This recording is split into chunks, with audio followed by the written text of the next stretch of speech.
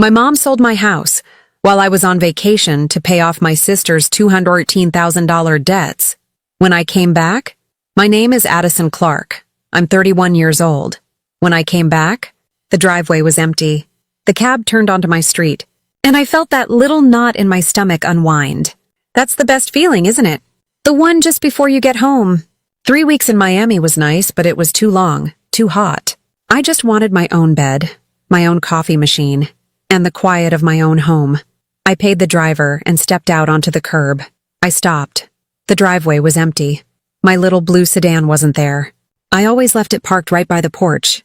I looked at the gate, the little brass plaque, the one my dad and I had drilled in years ago. It said Addison Clark. It was gone. There were just 2 small, empty holes in the wood. My hand tightened on my suitcase handle. Maybe it was a prank. Maybe my sister Claire thought it would be funny. I walked up the path. The paint on the porch was different. Mine was a soft gray. This was a bright, ugly beige. The curtains in the front window were new, too. Mine were simple linen. These were frilly with little yellow flowers. Claire's style. Not mine. I felt a cold prickle on my neck. I put my key in the lock. It didn't turn. I tried again. I jiggled it. Nothing. They had changed the locks. I dropped my suitcase. It made a loud, hollow sound on the new paint. I knocked. My hand was shaking. I heard laughing inside. It was my mother's laugh, high and light, and Claire's deeper and a little mean. The door opened. My mother, Brenda, stood there. She was wearing a new dress. She had that fake bright smile plastered across her face. The one she used when she was about to ask for money. "Addison, you're back early," she said. Her voice was too high. Behind her, Claire leaned against the hallway wall. She was twirling keys on her finger. Keys to a brand new white SUV I could now see parked in my car's spot. "Hope you enjoyed your vacation," Claire said. Her smile was real.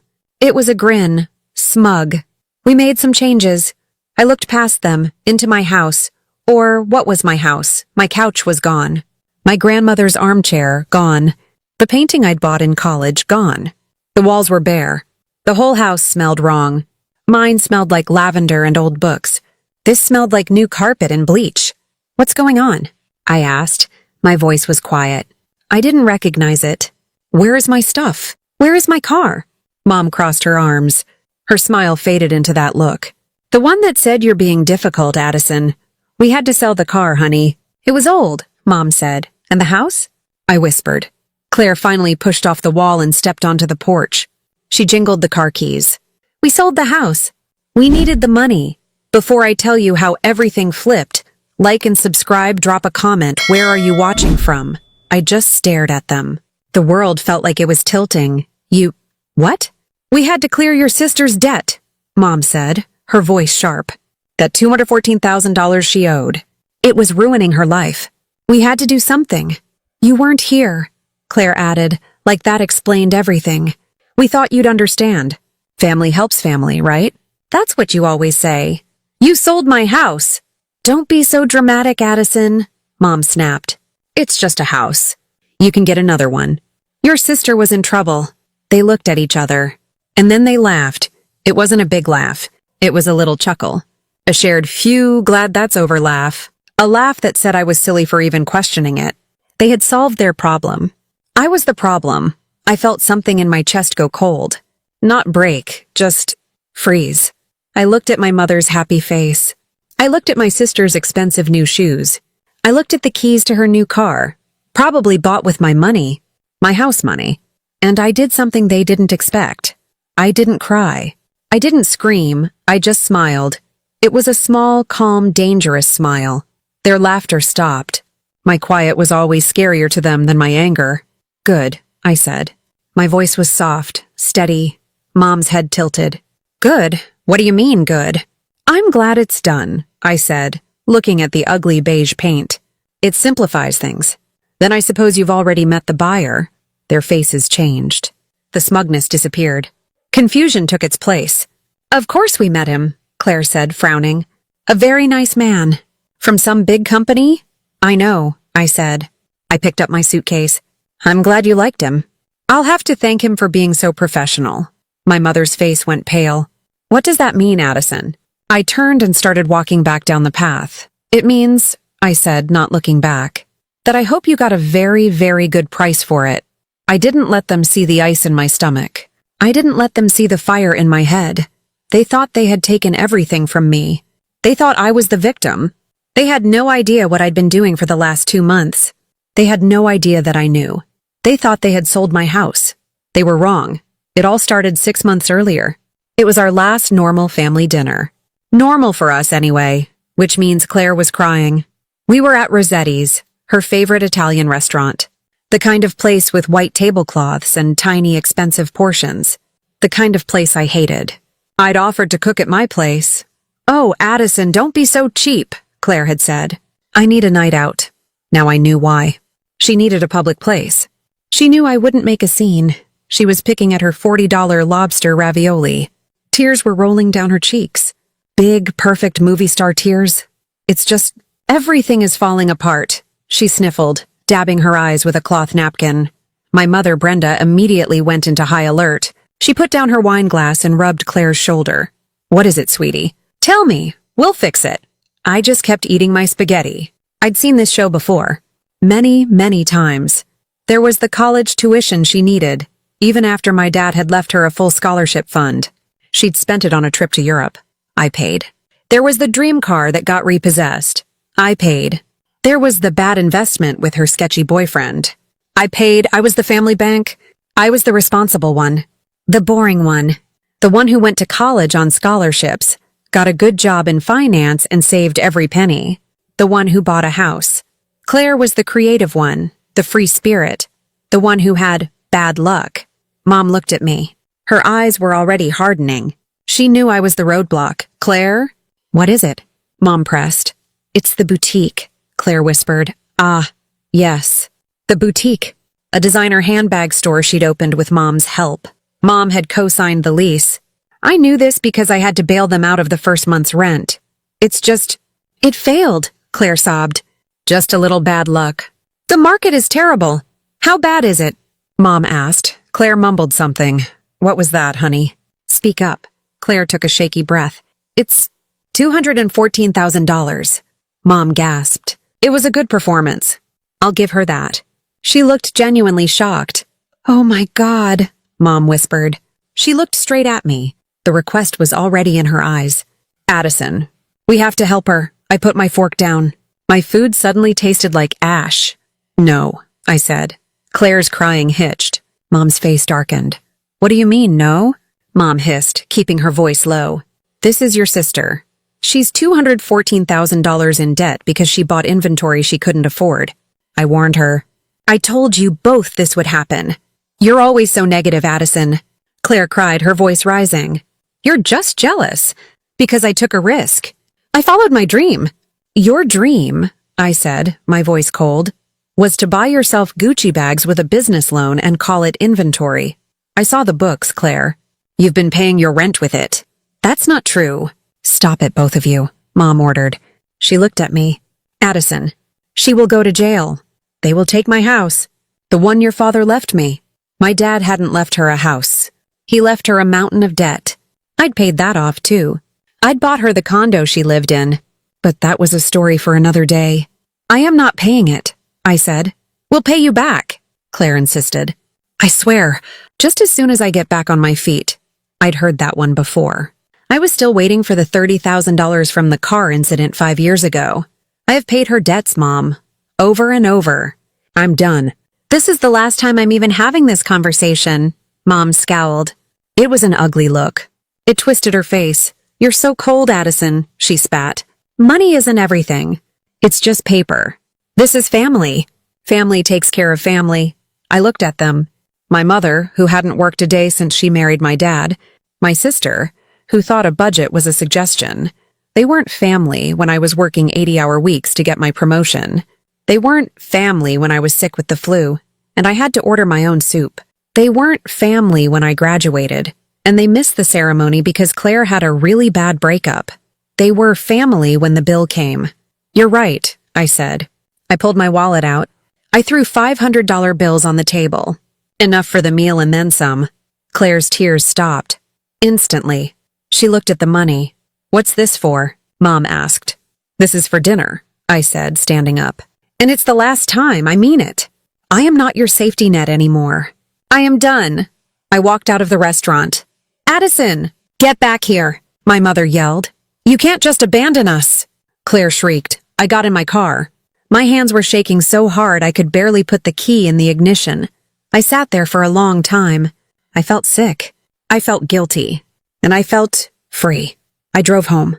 I locked my doors. I turned on my security system. I thought that was the end of it. I was wrong.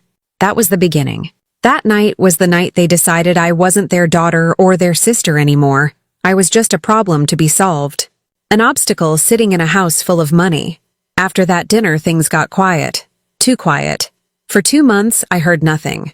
Claire didn't call, begging for money. Mom didn't text, just checking in, which was her code for I need you to buy my groceries. It was peaceful. And it made me deeply, deeply paranoid. They didn't give up that easily. Giving up would mean getting a job. I started checking my accounts. Every day, my checking, my savings, my investment portfolio. Everything was locked down. I'd changed all my passwords after the dinner. I thought I was safe. Then one Tuesday, I was paying my mortgage. I did it online. I always paid a little extra toward the principal. I logged into the portal. A pop-up appeared. We see you're logging in from a new device. Please verify your identity. That was strange. I was on my work laptop, the one I always used. I verified my identity and clicked into the main dashboard.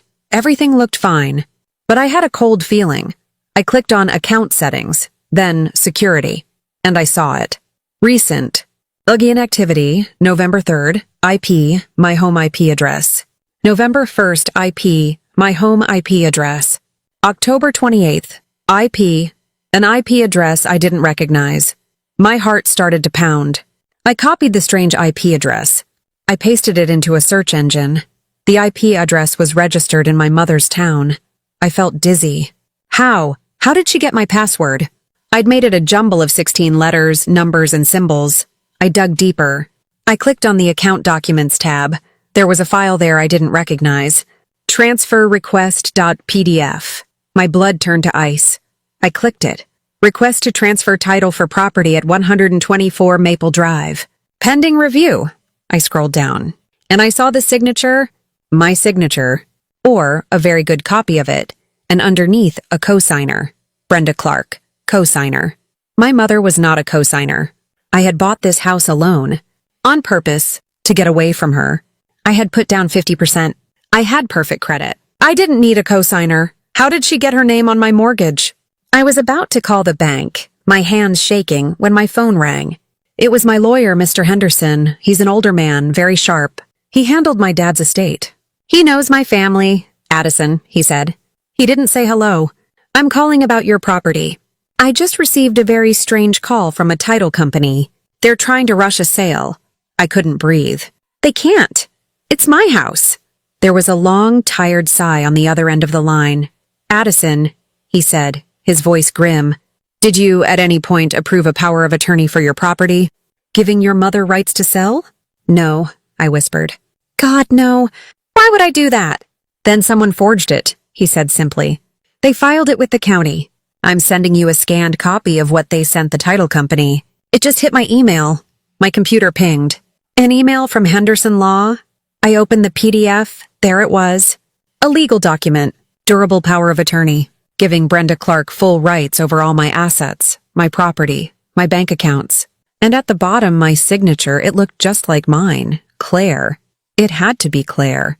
She was always the artist. She could copy any signature, any drawing. When we were kids, she forged Mom's name on a permission slip so perfectly she never got caught. I looked at the notary stamp. It was from a little mail-and-ship place in my mom's town. I knew the woman who owned it. Janice. My mom played bingo with her every Thursday. This wasn't a mistake. This wasn't bad luck. This was a conspiracy. They had planned it. My mother and my sister? They had forged my name. They had gotten a friend to notarize it, and they were actively trying to sell my house out from under me. All for $214,000. I thought back to that dinner. My mother's cold face. Claire's fake tears. My mother's words. You're so cold, Addison. Money isn't everything. She was right. That was the day my love for them turned cold. It didn't just fade. It died. It froze solid. The part of me that always made excuses for them, the part that always forgave, the part that still loved my mother, it just stopped. I was not sad.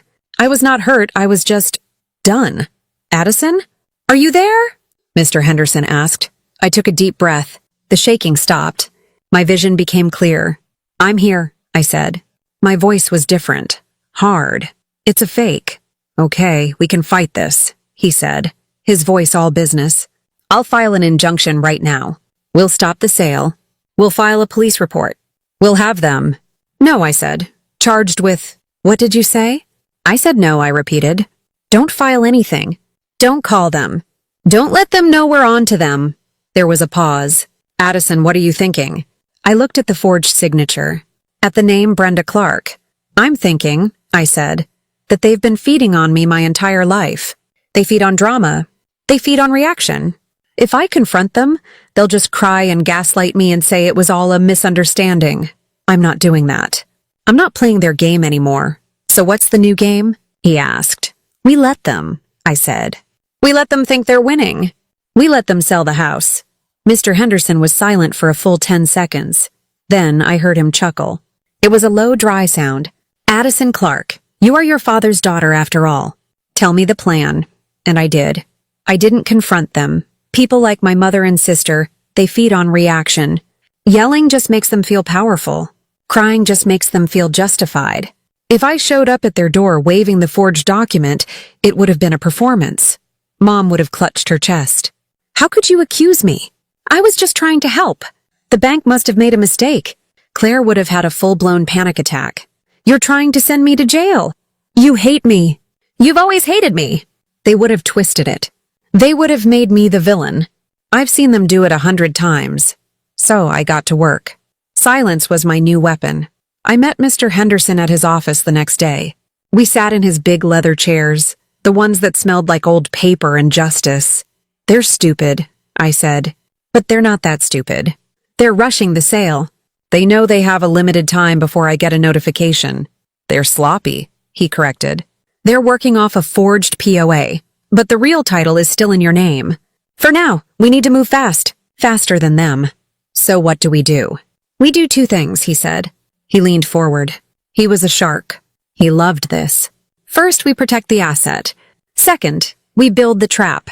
Part 1, protect the asset, he explained. We couldn't just cancel the forged POA without alerting them, but we could make it useless. We're going to transfer the real property deed, he said. Right now, today.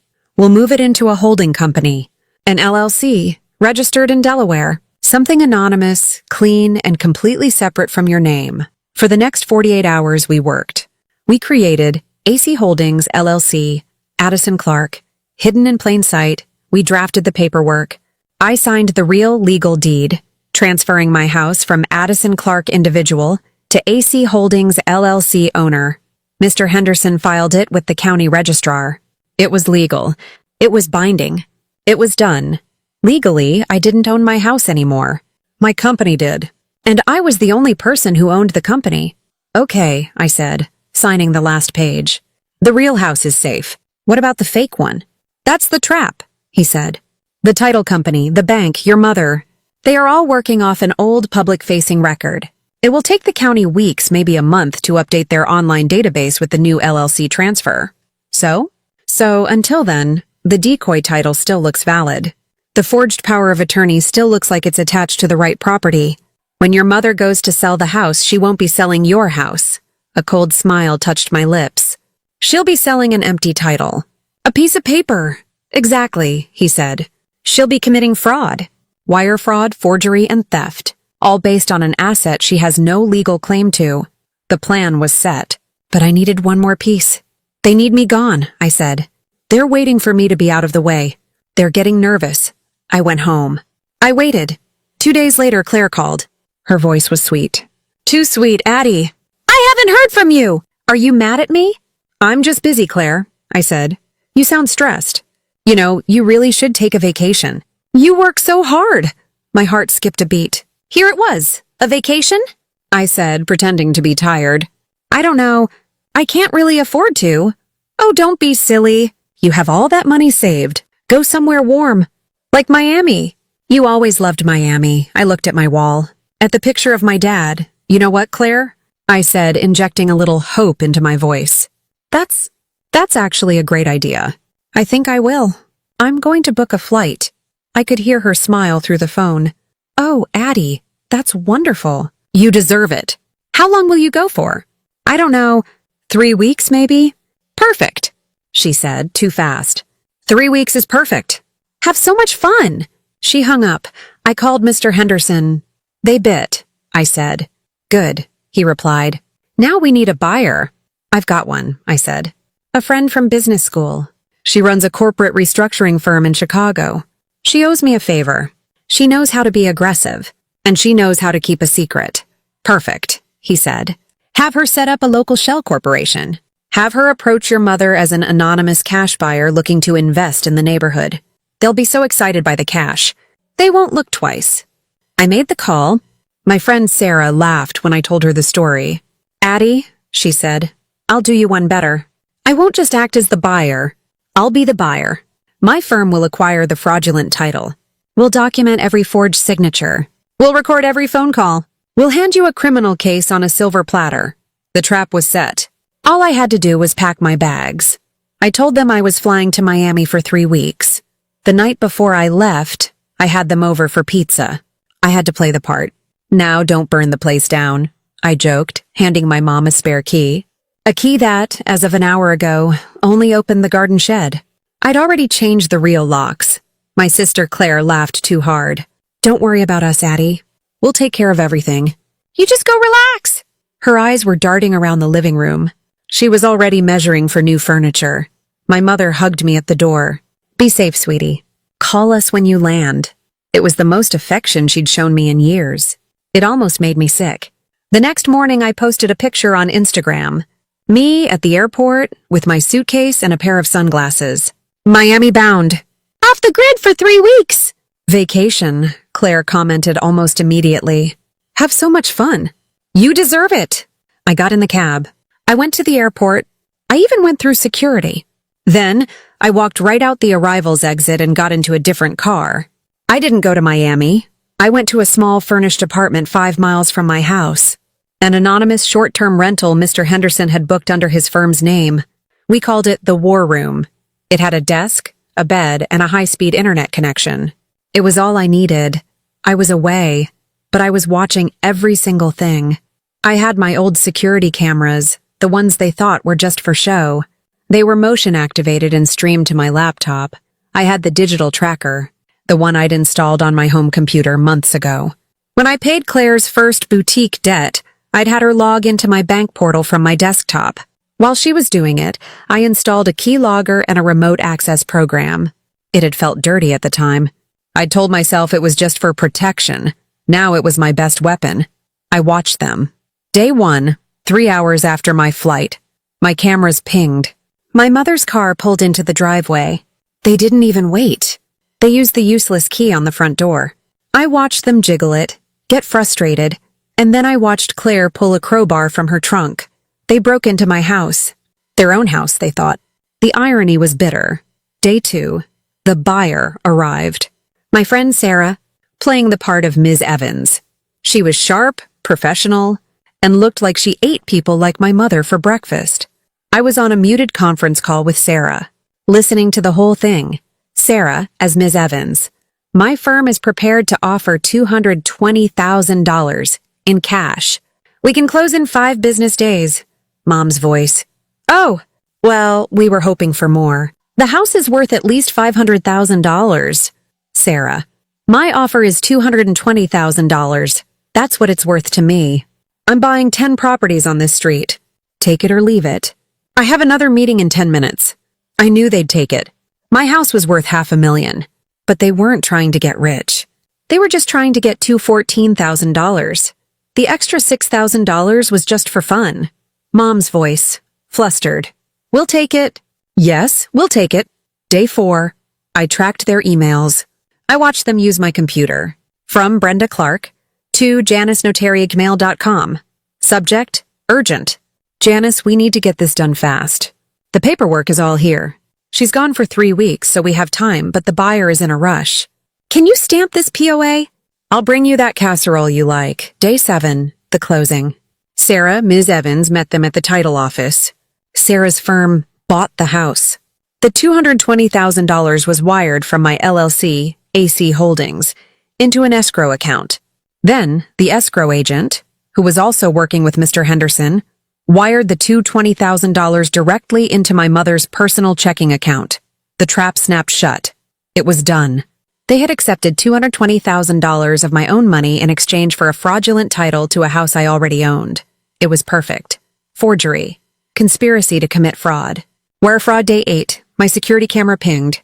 A delivery truck. I watched 2 men unload a new leather wraparound sofa, the kind my mother always wanted. Day 10. Another ping. A shiny, new white SUV pulled into the driveway. The one I would see later. Claire got her car. I sat in the dark apartment. I watched them move my furniture to the curb. My grandmother's armchair. My photos. My life. They were throwing it out like trash. I didn't feel angry. I just felt empty and strong. My vacation was almost over. I logged onto an airline website. I bought a one-way ticket from Miami to my home airport, landing the next morning. I needed the luggage tag. I needed the receipt. Every detail had to be perfect. I landed at 10 a.m. I was exhausted, but my heart was steady. I got in a cab. I pulled out my phone and sent a text to my mom. Just landed. The flight was great. Be home in 20 minutes. Her reply came back instantly. Can't wait to see you, sweetie. We have so much to tell you. I looked at the text. I bet you do, I whispered. I stood on the walkway, suitcase in hand. The cab was already gone. My street was quiet. It was late morning. Most people were at work. I could hear a lawnmower buzzing a few streets over. It was all so normal. I looked at them. My mother Brenda and my sister Claire. They were standing on my porch. In front of my front door. They were waiting. They were excited. They had been waiting for this moment. The moment they could tell me. The moment they could see my face break, my heart was steady. It was just a calm, steady thump, thump, thump in my chest. I had rehearsed this. I had watched them on my laptop for weeks. I knew their new clothes. I knew about the new white SUV. I knew my couch was gone. There were no surprises left. Well, Claire said. She jingled the keys to her new car. Aren't you going to say anything? I took in the scene. The ugly beige paint on the porch. The dead patches on the lawn where they'd dragged my furniture out. The 2 empty holes where my nameplate used to be. You changed the locks, I said. It wasn't a question. Mom's fake smile returned. We had to, sweetie. For the new owners. It's all just standard procedure. You understand. The new owners, I repeated. I looked from her face to Claire's. Claire was practically vibrating. She was enjoying this so much. This was the best day of her life. She had finally beaten me. The responsible sister. The boring sister. The sister who always said no. Yes, Mom said. She took a step forward, putting her hand on my arm. I didn't flinch. I just looked at her hand. It was soft. She had new acrylic nails. Pink. Paid for with my money. Addison, you have to understand, she said, her voice dropping into that fake, sympathetic tone, the one she used when she was about to deliver bad news that she was actually happy about. We were in trouble. Claire was in trouble. The $214,000, I said. Claire scoffed. Yes, Addison. The $214,000. The money you wouldn't help us with. Your family. I see, I said. I looked at the new SUV. And did you get a good price for the house? Mom and Claire looked at each other. They smiled. That shared smug smile. We got what we needed, Mom said. We got $220,000, a nice cash offer. It was very fast. The buyer was a professional. $220,000. I asked. I let my voice sound a little confused. A little weak. This was the part they wanted. My confusion. My pain. For a house worth over $500,000? Claire laughed. A real sharp laugh. Oh, Addison, you're always so dramatic. It wasn't worth that much. Not with the old kitchen. And besides, we didn't have time to wait for a bidding war. I was in debt, remember? While you were in Miami getting a tan? We did what we had to do, Mom said. Her voice was firm now. The fake sympathy was gone. This was the justification. You'll thank us someday. We saved this family. We saved your sister. We saved my condo. You always said money doesn't buy happiness. Well, consider this a lesson. My sister leaned in. Her perfume was strong, new, expensive. You always said that, she whispered, her voice full of poison. You always held your money over our heads, always judging us, always saying no. Well, now you don't have it. Now you know what it feels like. It's just a house, Addie. You can get another one. You're the smart one, right? I stood there. I let her words hang in the air. They were so proud of their little plan, their forgery, their lies, their betrayal. They had sold my house. They had taken my car. They had thrown out my life. They had left me on the sidewalk with a suitcase, and they were smiling. So, I said, my voice perfectly calm, where is my stuff? My furniture? My grandmother's chair? My clothes? My father's pictures? Mom waved her hand like she was shooing a fly. Oh, that old stuff. It was so dated. We put it on the curb. I think the garbage truck took most of it. But Claire saved a few of the photo albums. We're not monsters, Addison. They had thrown it all away. My grandmother's chair. The one she rocked me in. My father's books. Everything. I felt nothing. The coldness that had started in my chest 6 months ago just became solid. It became steel. I looked at my mother. You threw it away, I said. Don't start, Addison, she warned. Don't you dare try to make us the bad guys here. We did this for family. Something you wouldn't understand. You were selfish. You left us. You went on vacation. You're right, I said. That stopped them. Claire's smile faltered. What? You're right, I said again, louder. It was a lesson. You taught me a lesson. Good, Mom said, nodding, her arms crossed. I'm glad you finally see it our way. I see it very clearly, I said. I took a small step closer. I was on the porch now. We were face to face. You did what you had to do. And you got $220,000. And you paid off Claire's debt. That's right, Claire said. It's done. So you can just go, I guess. She wanted me gone. She wanted to go inside her new house. It's not done, I said. Mom frowned. What's that supposed to mean? I looked at Claire. You said the buyer was a professional, a woman. From a firm? Yeah, Claire said, suspicious. A Ms. Evans, from some big investment company. She was very tough, but we handled her. I nodded. Ms. Evans, yes, I know her. The air changed. The quiet on the street felt louder. My mother's face went stiff. What? What do you mean you know her? I let the silence sit for a long, long time. I watched the color drain from my sister's face. I watched my mother's hand, the one with the new pink nails, start to tremble. What does that mean, Addison? Mom demanded. I looked at the new, ugly beige paint. I looked at the flowery curtains. I looked at my mother, and I smiled. My real, cold, quiet smile. It means, I said, my voice clear and cutting, that the buyer you sold to works for me. The silence was instant. My mother's face went blank. It was like her brain just stopped. Claire was the first one to speak. She tried to laugh, but it came out as a squeak. What? That's not funny, Addie. You're lying. Am I? I asked. I unzipped the front pocket of my suitcase. I pulled out a single folded document. It was crisp, clean. What is this, then? I didn't hand it to them. I held it. My mother stared at it. What are you talking about? We signed the papers. It's done. The house is sold. We have the money. You have my money, I said. The $220,000? That came from my company's bank account. You didn't make a sale. You accepted a wire transfer.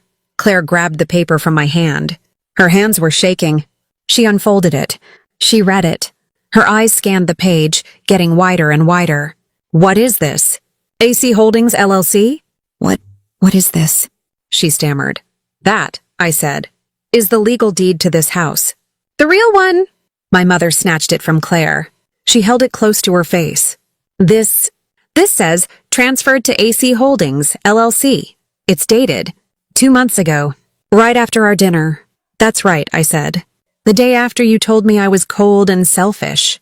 The day after I knew you would never stop. I met with my lawyer. I transferred the house into a holding company. My company. The one you can't touch. Claire was shaking her head. Back and forth, back and forth. No, we had the power of attorney. It was legal. Janice notarized it. Janice notarized a forgery, I said, my voice flat. And that forgery gave you permission to sell a property in the name of Addison Clark. But I hadn't owned the house for 2 months. You sold a title that didn't exist. You sold a piece of paper. My mother looked up from the document. Her face was gray. A decoy, she whispered. A decoy, I confirmed. I had my lawyer create a dummy title. One that still looked valid on the public-facing sites. One that would fool a greedy, sloppy notary. One that would fool you. Claire just kept saying no. The money. The money was real. It's in my account. I paid the debts. I bought my car. Yes, the money was real, I said. It was my money. I had my buyer, Ms. Evans, wire it from my LLC through an escrow account right into your bank account. I needed the paper trail. I needed to prove you took it. Prove? Mom's voice was a whisper. Yes, prove. Because the $220,000 you took? Every penny is marked. Every single dollar is part of a criminal investigation for wire fraud. That was the word. Criminal. My sister made a sound. A small choking sound. She stumbled back and sat down hard on the new porch steps. Jail? She whispered. You're sending us to jail? My mother's face crumpled. The mean, hard woman from 5 minutes ago was gone. Now the victim was here. Addison, she cried. The tears came instantly. Addison, no. You wouldn't. You wouldn't do this to your own family. To your mother, she reached for me. I stepped back. You did this, I said. You forged my name. It was a mistake. We were desperate, she wailed. Your sister, she would have gone to prison. We didn't mean to hurt you. We thought you'd just buy another house. You threw my life in the garbage, I said. My voice was quiet, but it cut through her crying. You threw my father's things away. You stood here and you laughed at me. You laughed because you thought you had left me with nothing. You thought you had won. We'll give it back.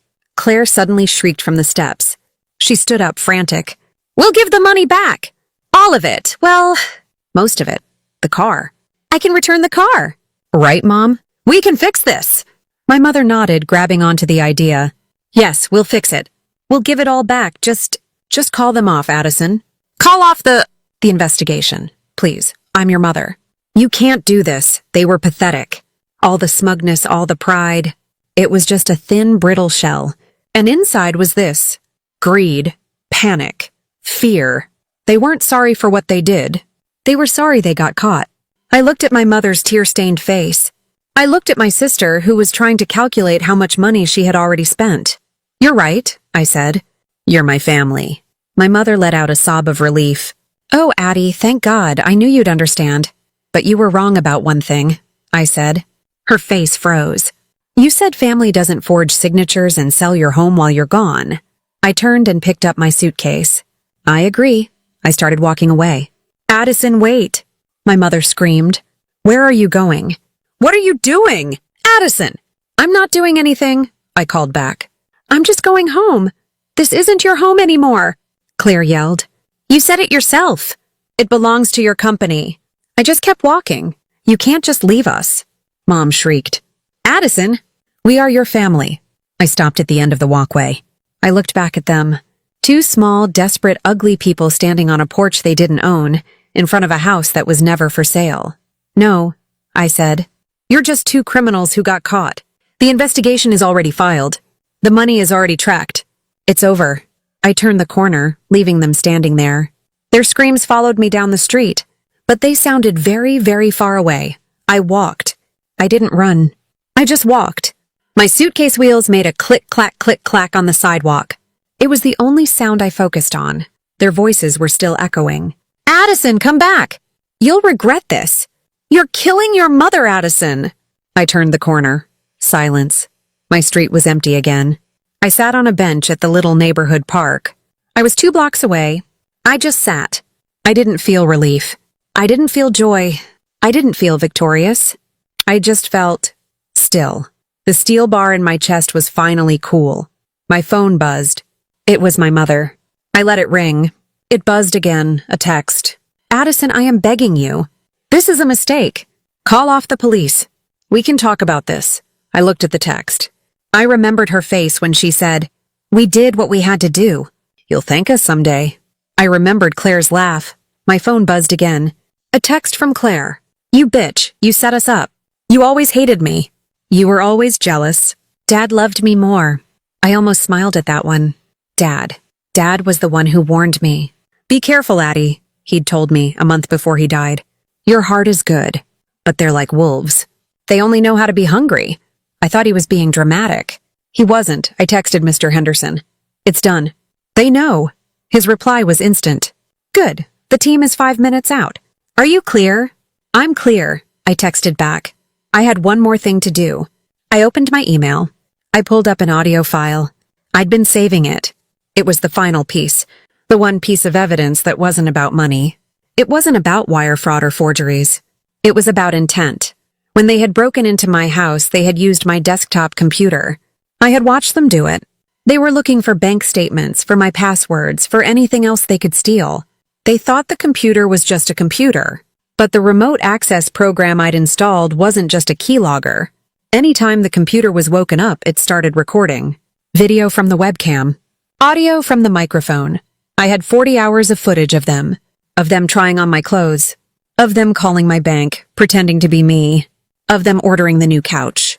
And I had a 5-minute conversation from the first night.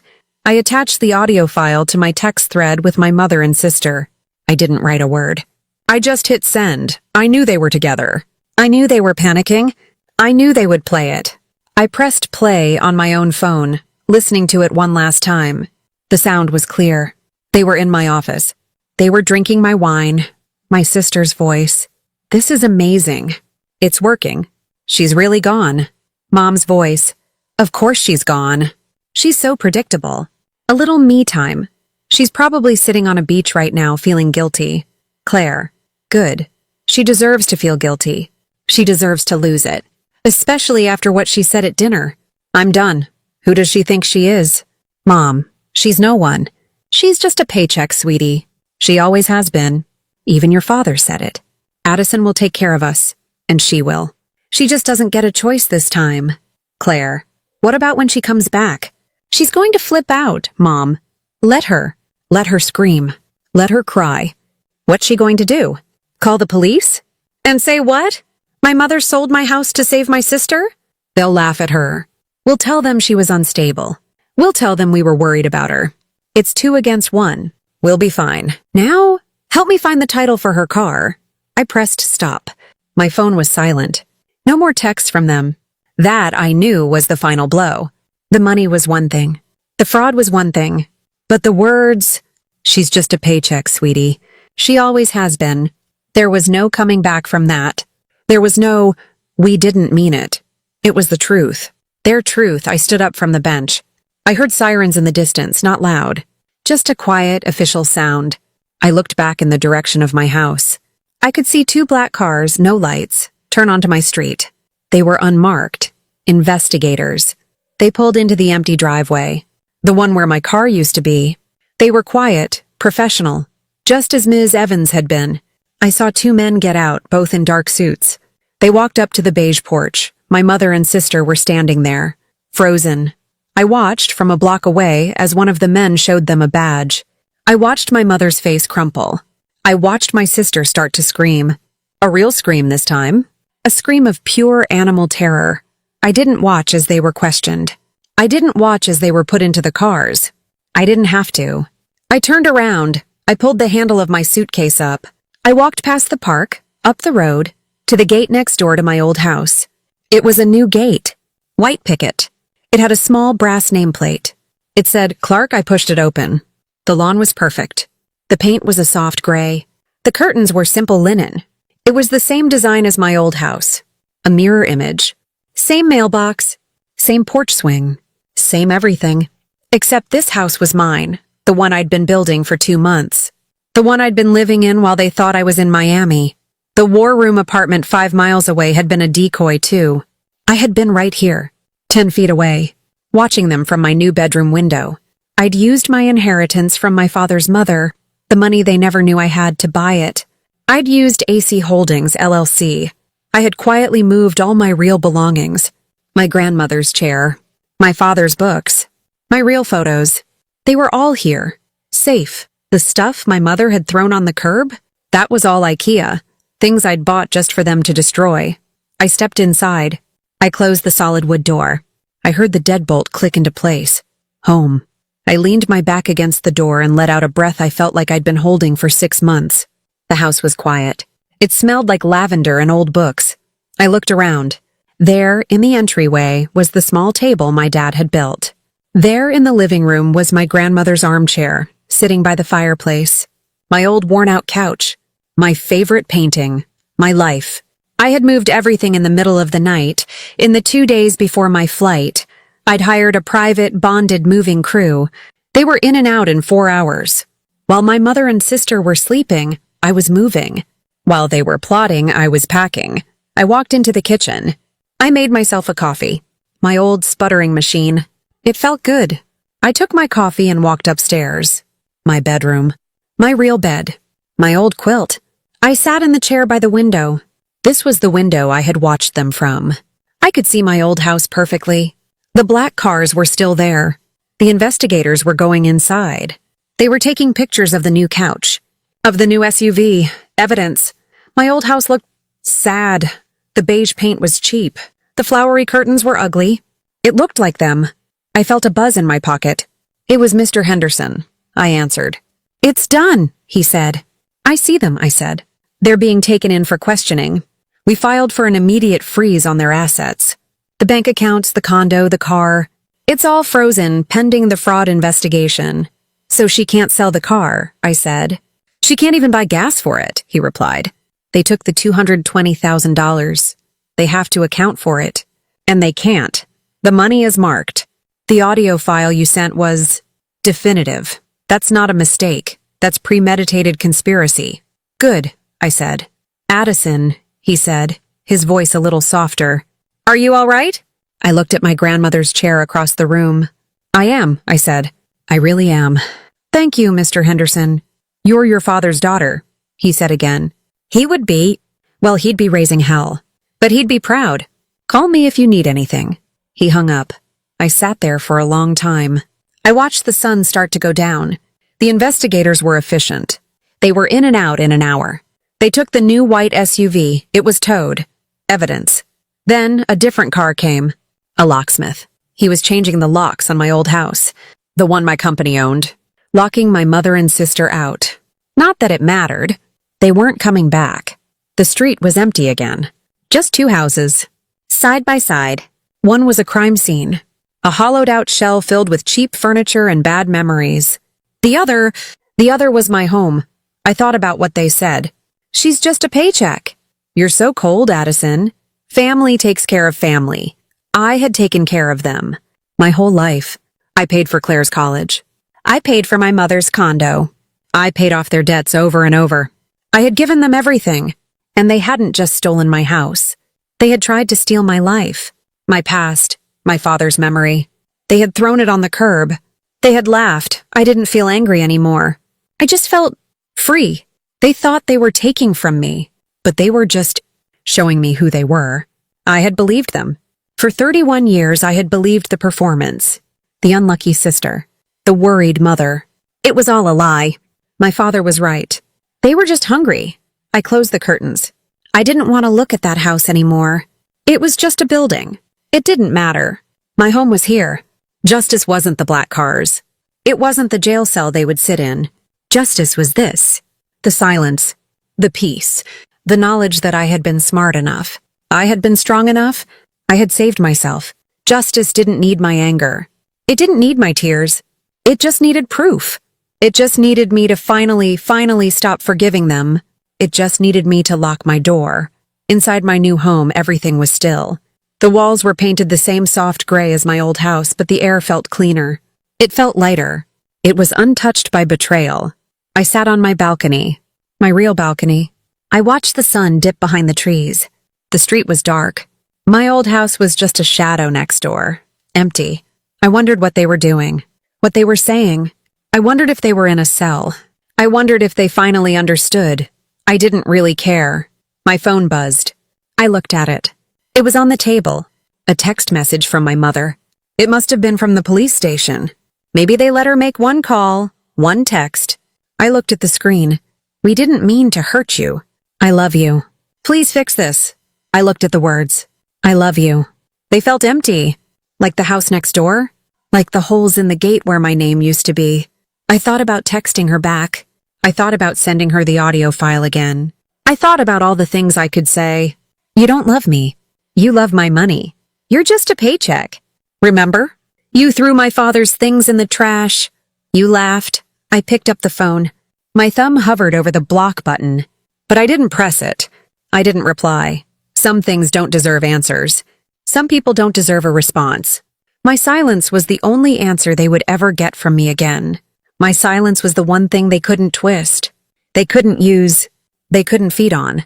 They thought they had stolen my home. They thought they had taken my money and my future. But what they really lost was a daughter. They lost a sister. They lost the one person who had spent her entire life cleaning up their messes, and now they had to sit in their own. I turned my phone off. I sipped my coffee. It was cold, but it didn't matter. Justice didn't need shouting. It just needed proof.